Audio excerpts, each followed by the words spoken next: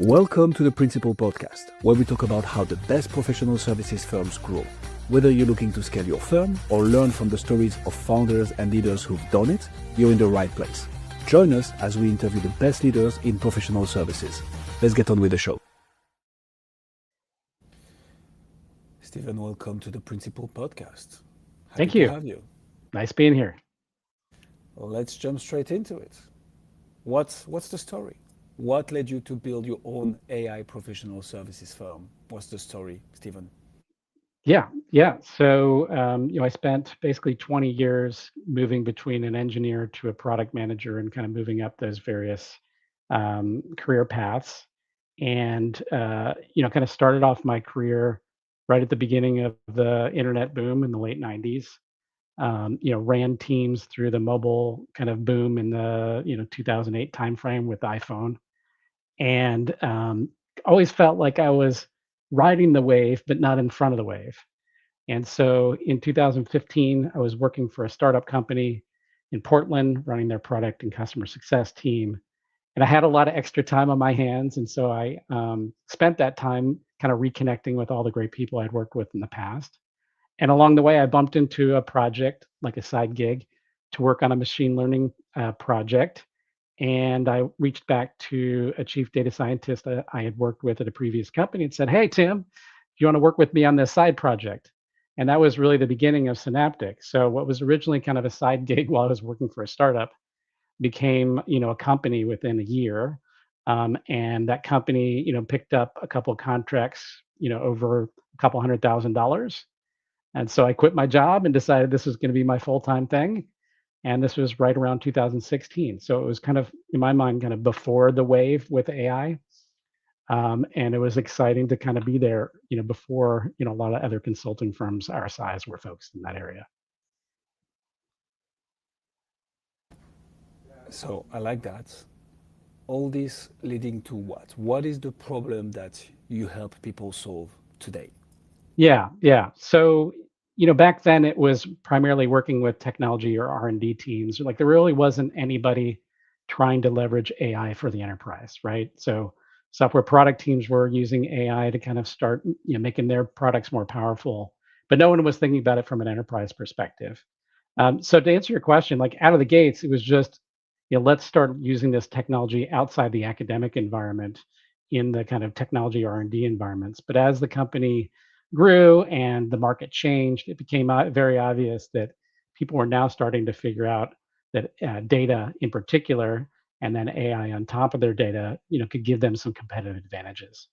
So, we were focused primarily on the technology side out of the gates, but as we started doing more projects, it became clear that companies needed guidance on how to even think about data and AI. And that includes understanding what their maturity levels are across various capabilities, how to plan from a strategic perspective, what they should do with AI, where they should start, how they should measure it. And so we really evolved in that first 5 years from a pure technology company to a strategy company plus technology capabilities with that focus on the AI and data. Uh, and then obviously now, in the last 3, 4 years with ChatGPT and generative AI, it's kind of everywhere and there's so much Yeah. confusion. And so there's a tremendous amount of opportunity and a lot of companies like us that have popped up over the last couple of years. Is there a specific niche, vertical, company size, stage of the journey that they're in the people that you help? Like who does Stephen work with typically? Yeah. So I love to kind of go back in history and then tell you how we got to where we are. Sure. Um, first of all, right out of the gates, it was kind of anybody that had a data set and wanted to train a model. Like that's where we were back in 2016. And that was fun. We had a lot of small projects, a lot of really, challenging problems to solve. But to your point, as we got into the late teens, we realized we really need to focus on an ideal customer profile, really kind of start defining what we are specialized in as it became more and more important to differentiate.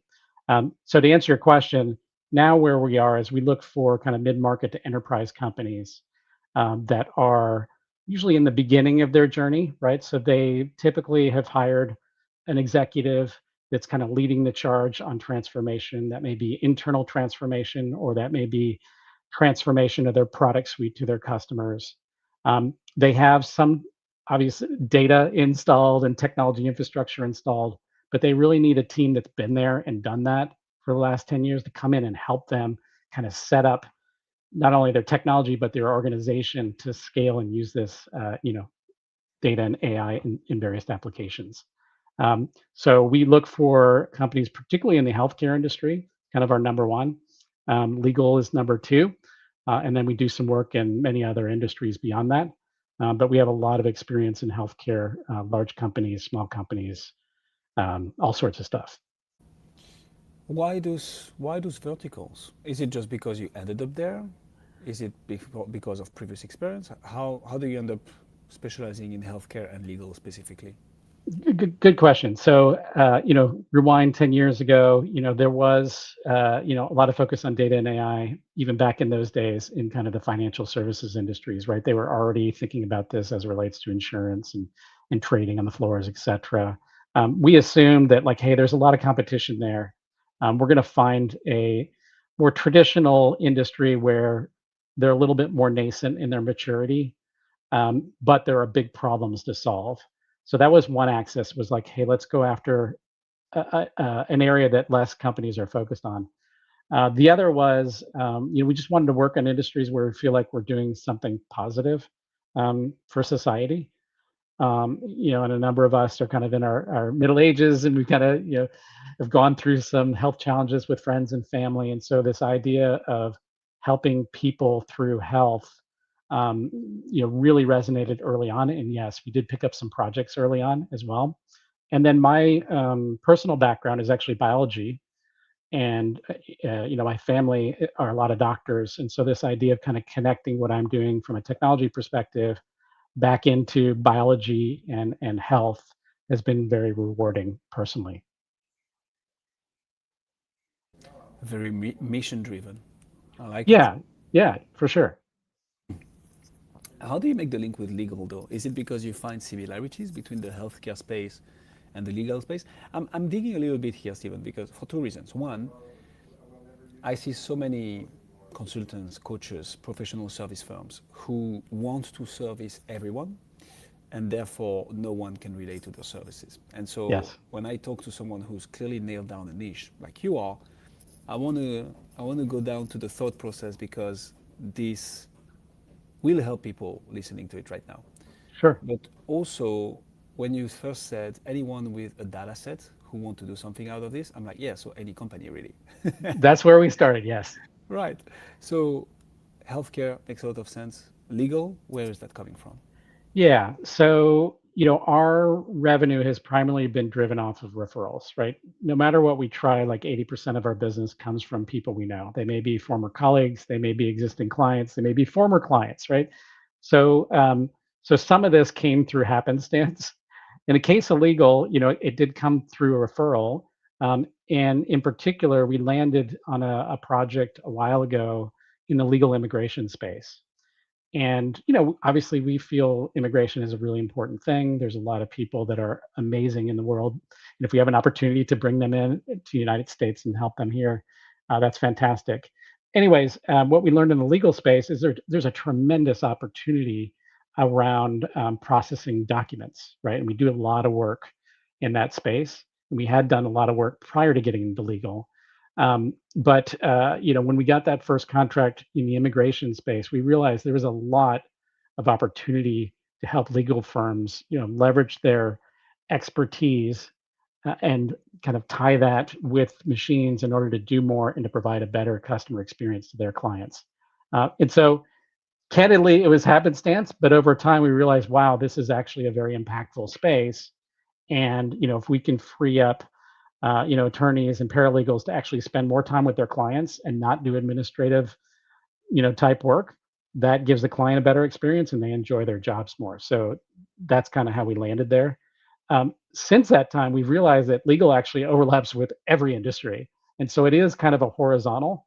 And so there are connections from legal back into healthcare, right? I mean, all this stuff that's going on around HIPAA, like there's a big legal component there. Same thing with construction and other industries. So I see legal as kind of a horizontal industry that if you know a lot about legal and you've helped legal processes, you can actually help lots of companies because they tend to have, general counsel functions as well. Love that. Talk to me about marketing and branding. So I think you just mentioned most of the business comes from word of mouth and referral. How are you thinking about branding, marketing, so that those healthcare companies, small or big, same thing with legal, when they have an AI problem they want to get solved, they think about you and not someone else. How do you think about marketing, branding, getting in front of the right people? Yeah. So this has been a long journey full of lots of lessons learned and lots of different people helping us out. Prior to Synaptiq, I was primarily in the SaaS space, working for a variety of SaaS companies. And in that case, we were selling a well-defined product. And so, I first stepped into Synaptiq. I was like, I wonder if I can take some of those patterns from a SaaS company and apply it to a consulting company. And I tried for many years with many different people helping me to make that happen. And it never really worked, right? So that was a hard lesson learned. Um, that said, what I learned is that there's some component of marketing that you just got to do, right? It's our current leader in marketing calls it the layered cake, and that's kind of the base layer is just um, generating thought leadership, posting information, doing webinars, like just the simple kind of awareness stuff is very important. And while it may not generate inbound leads directly, it provides a proof of a living company that's actually doing real work and is sharing its experiences with the world. So it took me a while to realize that that's really important. It's hard to connect that to revenue, but you just got to do that. On top of that, we've tried a lot of other things. Most recently, we've done a number of digital campaigns, coupled with business development behind that to kind of schedule calls. And at the end of the day, what we found is it's very difficult for us to generate um, leads that actually convert into buying customers.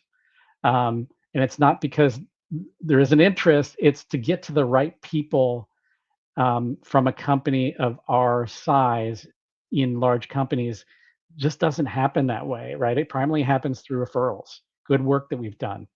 And so, for that reason, and based on many conversations I've had with other executives in similar companies, we have been spending more and more time actually focused on more partner channel marketing and partner sales. And while that is a longer bet, the companies that I've talked to and some of the experience we've had have shown that that's kind of a better long-term bet as well. So that's not to say we stop the awareness, we stop the thought leadership, et cetera. You still got to do that, but the next layer that we're seeing as the most likely to succeed is actually a partnership layer. Yeah, you're in a relationship building business and you're doubling down on building relationships. I don't think this is a bad bet at all. Yep. Tell me more about those hard to reach decision makers. Who is it that you guys need to get in front of in order to not sign a deal directly, right? But at least move the decision forward. Like, who is the person that you need to talk to, Stephen? Yeah. So ultimately, it's that executive that I mentioned, right? So um, typically, a company will either assign someone a role of kind of driving AI transformation or data transformation, or they will hire for that role. Um, and particularly if they hire for that role and it's an outsider coming in, he or she needs to figure out what do they currently have in place in order to fulfill their vision.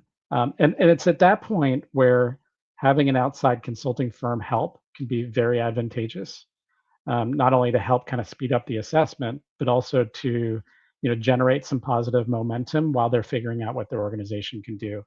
Um, and so that's kind of the ideal entry point as far as like what those titles look like. Um, they tend to either be on the business side or the technology side. So on the technology side, I would say, kind of the preferred title there is CTO.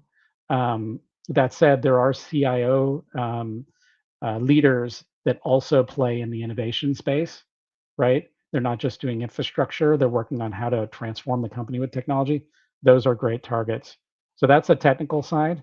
On the business side, it's typically kind of like the leader of operations, like a COO, or in a product company, it could be the chief product officer or someone of that type of role, and occasionally a chief strategy officer. But we look for those roles that have kind of a wide arc of influence within the organization. That's not to say chief revenue officers or chief marketing officers or these others, can't be customers, but they tend to be, kind of very siloed on their own area. And particularly in those revenue roles, they tend to already have products that they're using that embed AI, and they're not looking for anything kind of enterprise wide. Yeah, so it's really going to be the C-suite and people who have a vision on multiple aspects of the business and who are going able to, well, see a problem, but most importantly, experience the pain linked to a problem so that they want to find a solution. That's right. That's right. And the pain usually right off the gates is, how do I leverage the team I inherited to fulfill, this sort of mission, this vision that I have? Because they don't know, right? And so like some complement of an outside expertise with the team that exists reduces their risk. And then obviously, if they bring in a partner that already has experience in their industry or similar companies, that reduces their risk as well. Makes a lot of sense. How do you spot from the outside? I mean, I guess if it comes from word of mouth and referral, this is a bit more straightforward. But how do you know if looking at a company who potentially needs help, whether you need to talk to the CTO, the chief product officer, the chief strategy officer? Is it something you can see from the outside, or is that something you're going to have a conversation with one of those people at least to then be redirected towards the right one? How does it work? Yeah. So I'd say all the above. That said, I have a particular bent towards starting on the business side. Um, Now there are, obviously CIOs and CTOs that are very business oriented, but I find understanding the business problems to be most helpful early on. Likewise, I think there's a little bit of bias there in that, a lot of technology companies want to do the technology work on their own. So in many cases, the CIO, CTO is brought into the sales conversations kind of after the first or second call because they are the owner of the execution. But there are, CIO, CTO type folks that are very partner friendly, that are always looking outside for expertise to help them. But in quite a few instances that isn't the case, right? So if you start on the business side, kind of understand the overarching internal business objectives and the challenges to get to those objectives, that's incredibly helpful. Obviously, we do our research before those calls on what we see externally, but what we try to do is understand what's going on from a business perspective, and then assess whether their data and systems can actually help support them get to those goals. Love that for us. Well, for them. Um, Talk to me about how we go from all this, Stephen, to a conversation, a sales conversation, an SOW, a letter of engagement, we rock and roll. What does sales motion look like when we talk about something as innovative as AI, but at the same time something that everybody wants, but at the same time something that people don't understand how little they know about AI, including me? How do you make sales work? Yeah, it's challenging. Again, for the last 3 to 4 years since Gen AI became a thing, it's like everybody wants to talk, right? So one of the challenges we have is figuring out who's in a position in an organization that can actually turn a conversation into a future client. That's not to say they have to be a future client tomorrow, but we have to be careful not to talk to everybody, or else we won't get anything done. So there is some qualification that's really important for this. And when we have capacity, we may have conversations with individuals that are less qualified just to kind of have those conversations. But when we're really busy, we really kind of hone in on that qualification to make sure that we're spending our time effectively. I used to work for an organization called CEB, which got acquired by Gartner. And one of the books that we wrote was called Challenger's Sale.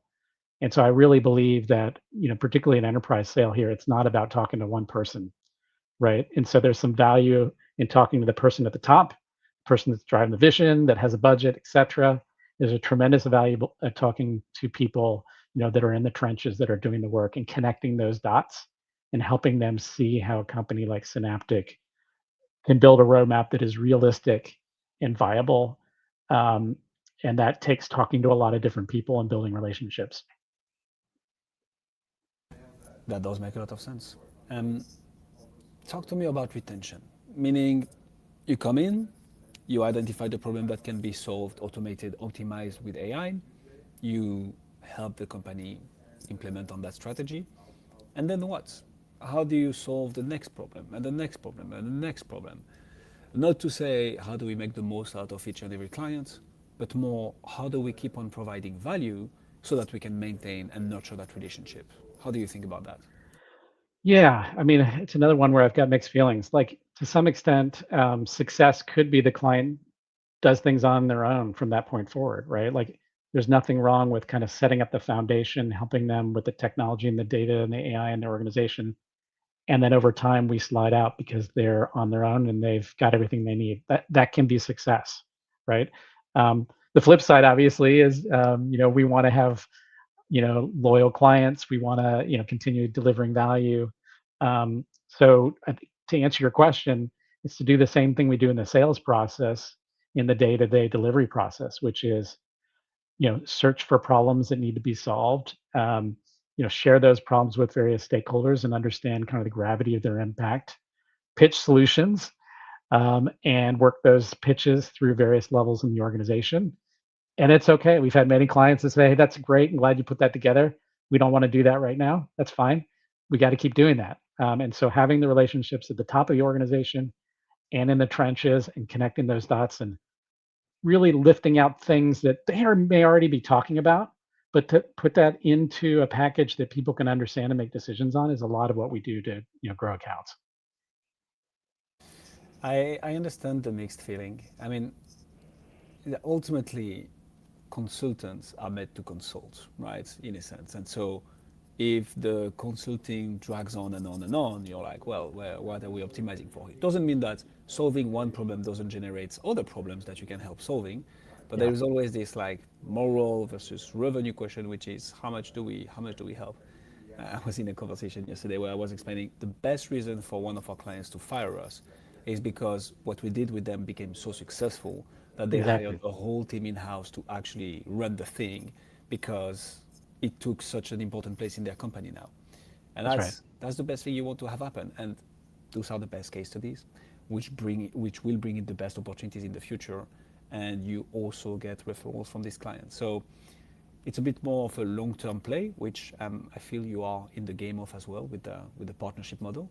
Um, and at the same time, obviously, I understand, right? You want to optimize recurring revenue. So always interesting to see how people think about this in the space. Yeah, yeah. I like your style, Stephen, which is why I'm going to throw a little bit of a curveball question at you now, if you don't mind. No. What is what is your guys' number one challenge? What is the one nut that you guys are trying to crack that you know once you crack, you take the whole thing to the next level? What would Uh, that be for you? it's what you pointed on a little earlier, which is unfortunately referrals are organic. It's very difficult to systematize referrals, right? And know when you're going to get the next referral. So what we're trying to crack is how can we get our story out and have more inbound interest from decision makers versus us trying to find them through our referral network. So it's really the sales side of our organization supported by marketing that we're trying to evolve and get better at. Which is the challenge of 99.9% of consulting firms. So I have Exactly. respect for you for that, Stephen. Um, Yes. but then maybe a follow-up question on this, which is, so it's a challenge, right? So obviously we don't have all the answers. I think and I think that's one of the reasons of the success of this podcast. Listening to your peers and how they think about solving the same challenges as the ones that you're facing is usually of huge help. So, what do you have in mind to solve this challenge? Like, what do you think is the best way forward when it comes to, I mean, we call it marketing, but it's really relationship building and developing that network of people who can introduce you and like do business with you? How are you thinking about it in the future? Yeah. So number one, I think we've done a good job building some evangelists outside the company that just route interested people to us. A lot of our revenue in the first 5 to 7 years just came from that. So this kind of grassroots set of evangelists outside the company, is something that I think has been a superpower for us in the early days. Another thing that we did that was very successful for a period of time was we connected with an influencer in our industry. And this influencer was very interested in providing online resources and training and books, but had no interest in providing consulting for projects. And so we set up a referral relationship, where any kind of project interest coming to him would be routed to us. And that was very successful for us in the 2018 to 2021 time period. Where we are now, as I was mentioning to you, is doubling down on business to business partnerships.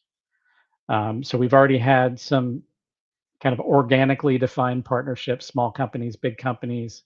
Some we work for as a sub, others we've just passed business back and forth, but actually establishing more structure and more process and more engagement with those type of partners is where we're going.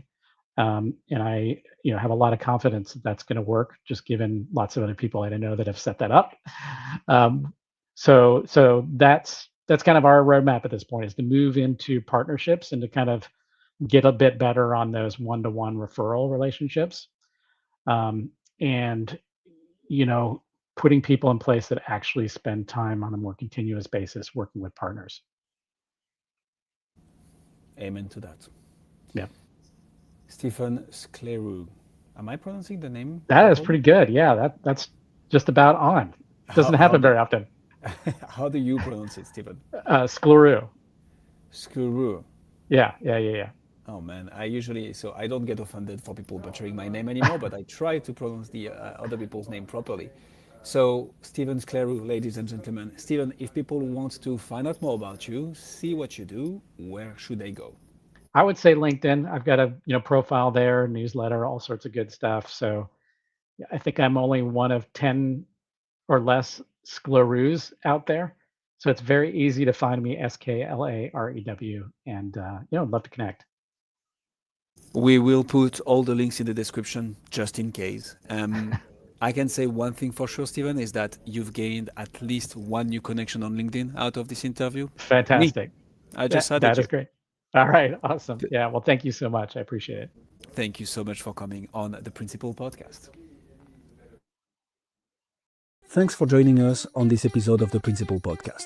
We hope you've learned valuable lessons and strategies to grow your firm and take your business to the next level. Make sure to subscribe and leave us a review wherever you're listening to this show so you never miss an episode. To apply and be a guest on the show, click the link in the description. See you next time.